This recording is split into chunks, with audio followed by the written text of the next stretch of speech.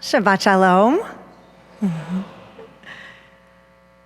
Earlier this spring, in honor of Women's History Month, former Secretary of State Hillary Clinton was invited to speak at Montclair State University.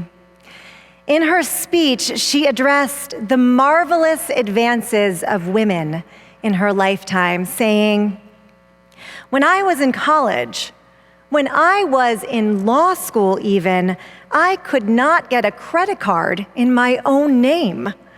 I could not have borrowed money in my own name.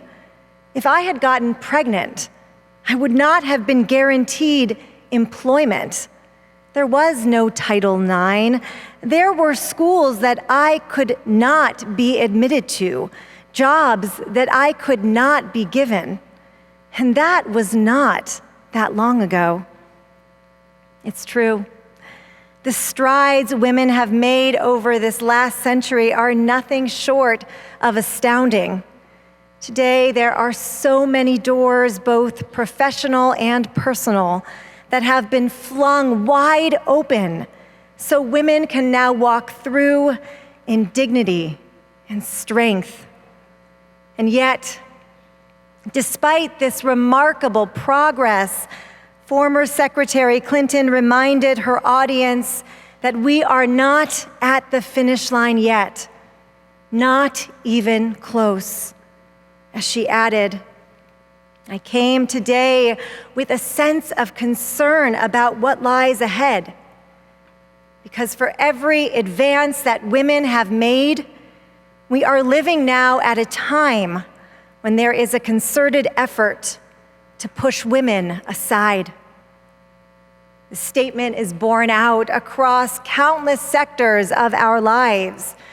For example, despite women representing more than half of the college-educated workforce, the wage gap between women and men sadly persists, with women still making 82 cents on the dollar earned by men. And for women of color, that number is significantly less. And despite women earning almost half of all law degrees, women still only represent 19% of equity partners at law firms. And despite tremendous gains in the last congressional election, women still only make up 28% of Congress, and that's an all-time record. And despite women coming so far in terms of gaining autonomy, agency, and dignity under the eyes of the law, the recent Dobbs decision has gravely limited all of that in one fell swoop. Indeed, the story of the women's movement has been and continues to be a story of hard-fought victories and deeply felt setbacks. This week, we see a version of this same story articulated in our Torah portion, Parashat Matot Maseh. Here, inscribed upon the parchment of our past, we witness an astonishing victory for women, followed almost instantaneously by a jarring and profoundly dispiriting setback.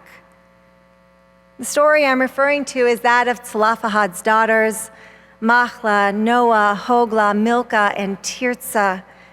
Many of us heard about these 5 inspiring women last week when Cantor Anderson delivered her exquisite Devar Torah. But for those of you who may not have heard, or may simply want a refresher, here are the bullet points. The story of Zelophehad takes place in the final year of the Israelites' wandering. As this new generation prepares to enter the land of Israel, God requests that Moses take a census and apportion the land accordingly. The census lists the leaders of each tribe and their progeny, and this is where we learn that Zelophehad has no sons, only daughters. Zelophehad's family structure presents a problem here because daughters don't inherit land. Property travels from father to son. It's a devastating prospect for these women, knowing they will lose the entirety of their inheritance simply because they're not men and they do not count in the current legal system. Facing tremendous odds, the daughters approach Moses and implore him not to give away their father's holdings. Immediately upon hearing the women, Moses takes the case to God, who astoundingly agrees with the daughters, stating the plea of Zelophehad's daughters is just. Transfer their father's share to them. God then creates a general rule for all Israelites, proclaiming, if a man dies without leaving a son, you shall transfer his property to his daughter. Not only do the daughters manage to salvage their father's name and inheritance, but they inspire God to reconsider the plight of all daughters in the same situation. This is a wow moment in our Torah, and it represents a victory of staggering proportions. But this week, the story of Zelophehad's daughters continues, and it is quite a different story, let me tell you.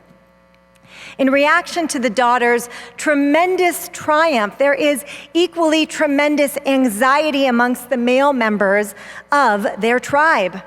They're worried about Zelophehad's land and what will happen to the land should the daughters want to marry outside the tribe.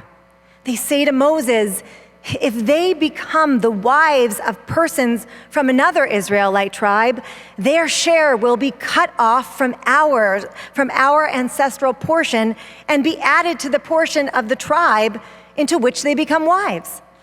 That is, if Zelophehad's daughters were to marry out of the tribe, their land would be given over to their husbands. And so, in language mirroring what we read last week, we see that Moses brings this case to God and says, the plea of the Josephite tribe is just. Zelophehad's daughters must marry within the tribe in order to keep their father's land from being transferred to another tribe. Not only does this rule apply to Zelophehad's daughters, but to any daughter who inherits land. As we read, every daughter among the Israelite tribes who inherits a share must become the wife of someone from a clan of her father's tribe. No inheritance shall pass from one tribe to another.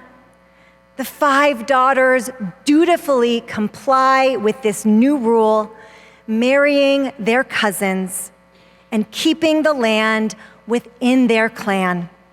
With that, all potential disruption has been reined in and all chaos smoothed over, and no one need fear the revolution that Zelophehad's daughters almost ignited. For many contemporary readers, it's hard to feel anything but disappointment in this outcome. After witnessing the daughters' remarkable achievements in last week's portion, it's upsetting to see these achievements erased by the prevailing patriarchal norms of the time. As scholar Jacob Milgram observes, by marrying their cousins, the daughters don't really inherit the land. By transferring that land to their father's family upon marriage, it's simply going to the very same men who would have inherited it had the daughters not claimed the land in the first place. As such, after they marry, the daughters seem to find themselves right back where they started, without any land of their own to speak of. Even so, some commentators claim that this addendum to the Zelophehad story is less about limiting women's power and more about emphasizing that the needs of the many outweigh the needs of the few. Rabbis Lisa Edwards and Jill Berkson Zimmerman explain amending the rule for Zelophehad's daughters teaches in a society or a family or a community, one person's needs and desires must be weighed against the needs of others. Final authority should not belong to one member only, nor should laws be made based on the interests of only one party. But let's be honest. The original ruling on behalf of Zelophehad's daughters wasn't only about the needs of one party. It was about all women who suffered financially by virtue of their gender. It was about all women who felt disenfranchised in this ancient Israelite society. And it was about all women who were rendered powerless by the law. When Zelophehad's daughters lose their exclusive claim to their father's land, it feels like a loss for all Israelite women. And here again, we are reminded that with astounding victories, there often come equally astounding defeats. In her rousing speech at Montclair, Hillary Clinton called upon the audience to remember a sage piece of advice that she learned from her mother, which was, when it comes to women's rights, there are no permanent victories or defeats. That is, no loss is insurmountable, and no win guarantees the future forever. The struggle for justice must continue regardless of any outcome, good or bad. And we must never give up the fight, no matter how demoralized or drained or despondent we feel.